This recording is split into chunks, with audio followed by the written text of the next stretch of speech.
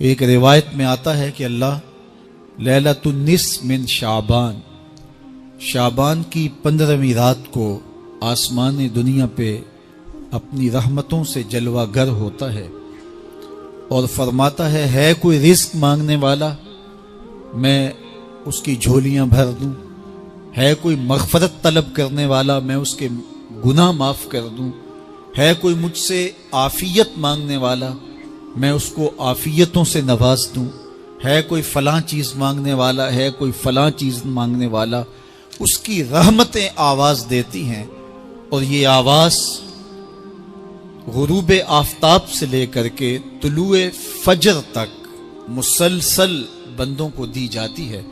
اور بندے اس کے حضور اگر دستے طلب دراز کریں، اپنی جھولی پھیلائیں، تو اللہ تعالیٰ ان کو ان کے مانگنے سے بھی زیادہ عطا فرماتا۔ ام المومنین سیدہ عائشہ رضی اللہ تعالی عنہا فرماتی ہیں کہ حضور علیہ السلام کو رمضان المبارک کے بعد سب سے زیادہ روزے شعبان المعظم میں رکھتے ہوئے دیکھا ہے۔ ماہ شعبان میں رمضان المبارک کا شدت سے انتظار کرنا، اس کی ہمیں ترغیب دی گئی ہے، بلکہ رجب کا چاند طلوع ہوتے ہی یہ دعا مانگا کرتے تھے میرے اور آپ کے آقا و مولا کہ اللہ ہمیں شعبان تک اور پھر رمضان المبارک تک پہنچا دے۔ اس مہینے کا آنے والے موسم نور کا استقبال کرنا، اس کے شوق میں بے تابیوں کا اظہار کرنا، یہ اللہ جل شانہ کے ساتھ محبت کی علامت ہے۔ شعبان المعظم کے دن گن گن کے گزارے جائیں کہ اتنے دن رہ گئے ہیں رمضان المبارک میں، اب اتنے دن رہ گئے ہیں رمضان المبارک میں۔ انسانی ذہن میں یہ سوال پیدا ہو سکتا ہے کہ متعینہ وقت پر تو اس مہینے نے آنا ہی ہے، اور اگر زندگی موجود رہی تو اس کو پا ہی لیں گے، تو اس شدت سے انتظار کرنے کا کیا مطلب؟ تو اس کا جواب یہ ہے، بیرون ملک سے کسی کے بزرگ نے، والد نے یا کسی کے بیٹے نے آنا ہو تو وہ 2 ماہ قبل ہی آنکھیں فرش را کیے ہوتے ہیں اور گن گن کے دن گزار رہے ہوتے ہیں، اور جو ہی لمحے قریب آتے ہیں تو پھر گھڑیاں اور ساعتیں بھی گنی جاتی ہیں، بار بار گھڑی دیکھتے ہیں، ابھی تک پہنچے نہیں، جبکہ یہ طے ہے کہ 5:02 پہ فلائٹ اترے گی۔ تو بار بار گھڑی دیکھنے کا مطلب لاہور سے 2 گھنٹے یہاں گجرانوالہ میں پہنچتے ہوئے لگیں گے، لیکن ہر 10 منٹ کے بعد کہ ذرا پتہ کرو کہاں تک پہنچے ہیں۔ کیا مطلب اس کا؟ مطلب اس کا یہ ہے کہ جب سینے میں کسی کا انتظار رکھا ہوا ہو تو پھر بے تابیاں، بے چینیاں، اضطراب موجود ہوتا ہے۔ ہم دنیا کے لوگوں کے ساتھ جو ربط و رشتہ رکھتے ہیں اس کے مطابق ان کا انتظار ہوتا ہے۔ کچھ آنے والے ایسے بھی ہوتے ہیں جنہوں نے ہمیں بتایا ہوتا ہے کہ فلاں دن ہم پہنچیں گے، اور وہ دروازے پہ دستک دے رہے ہوتے ہیں اور ہم سو کے اٹھ رہے ہوتے ہیں، اور اچانک جب پتہ چلتا ہے کہ فلاں باہر دروازے پہ دستک دے رہے ہیں تو ہم استقبال تو کر رہے ہوتے ہیں، لیکن ہمارے ذہن میں یہ بھی ہوتا ہے وہ میں بھول گیا، تو اب تو یہ کام بھی میرے ذمے ہے، تو مجھے یاد آ گیا ہوتا۔ تو جن لوگوں کے لیے دل میں محبتوں کی جگہ ہو تو ان کے لیے پھر سارے کام مؤخر کر کے ان کے استقبال کیے جاتے ہیں۔ یہ مہینہ اللہ کی رحمتوں کا موسم بہار ہے، چھم چھم رحمتیں برستی ہیں،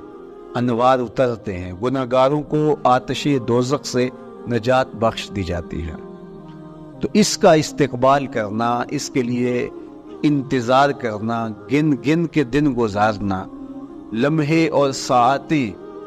بسر کرتے ہوئے بار بار ماہ سیام کا ذکر کرنا اس مہینے کے ساتھ محبت کی دلیل ہے، اور اس مہینے کے ساتھ محبت اللہ سے محبت کی دلیل ہے۔ اس لیے اس مہینے کا استقبال کرنا، اس کے لیے تیاری کرنا، اپنے گھر کو صاف کرنا، اس کے لیے اپنی اولاد کے دل میں شوق پیدا کرنا اور ماحول پہلے پیدا کرنے کی کوشش کرنا، تاکہ جو ہی یہ ماہ جلوہ گر ہو تو روزہ رکھنے کا مزاج پیدا ہو چکا ہو، تلاوت کلام مجید کا مزاج پیدا ہو چکا ہو، دیگر نوافل اور اچھے اعمال بجا لانے کی عادت پڑ چکی ہو۔ تو شعبان میں ہی اس کی تیاری ہوتی ہے، تاکہ رمضان المبارک آتے ہی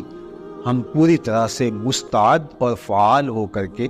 اس مہینے کی برکتوں کو سمیٹ لیں۔ اللہ کے محبوب علیہ السلام نے ارشاد فرمایا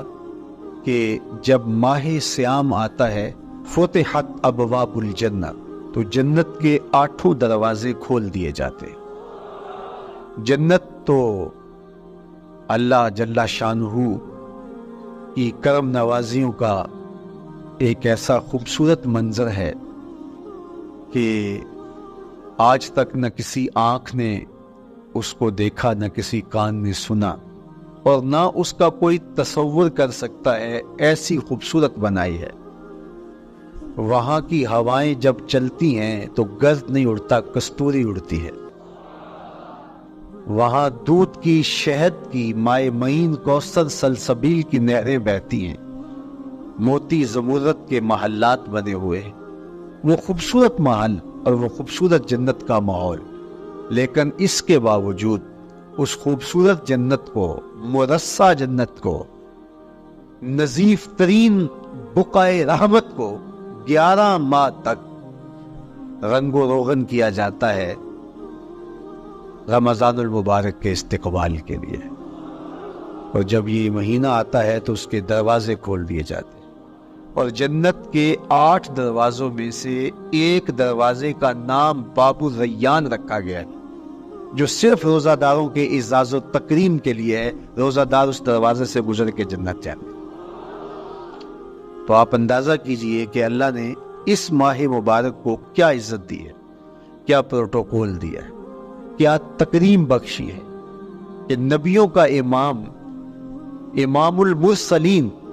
خاتم الانبیاء، محبوب خدا اس مہینے کے لیے منتظر رہتے کہ یہ مہینہ آنے والا ہے، یہ مہینہ آنے والا ہے۔ حضرت سیدنا سلمان فارسی رضی اللہ تعالی عنہ فرماتے ہیں کہ شعبان کی آخری تاریخ کو حضور نے ایک خطبہ ارشاد کیا۔ بعض علماء نے کہا کہ یہ شعبان کا آخری جمعہ تھا، یا ہو سکتا ہے کہ آخری جمعہ 29 شعبان کو ہی ہو۔ تو رمضان المبارک سے قبل حضور نے یہ خطبہ ارشاد کیا، جو مختلف کتب احادیث میں موجود ہے۔ یا ایھا الناس، اے لوگو، قد اظلکم شہر عظیم، اللہ نے تمہارے اوپر ایک بہت پاکیزہ، پر نور، عالی مرتبت مہینہ سایہ فگن کر دیا ہے۔ شہر فیہ لیلۃ خیر من الف شہر، اس مہینے میں ایک ایسی رات ہے جو 1000 مہینے سے بہتر ہے۔ جعل اللہ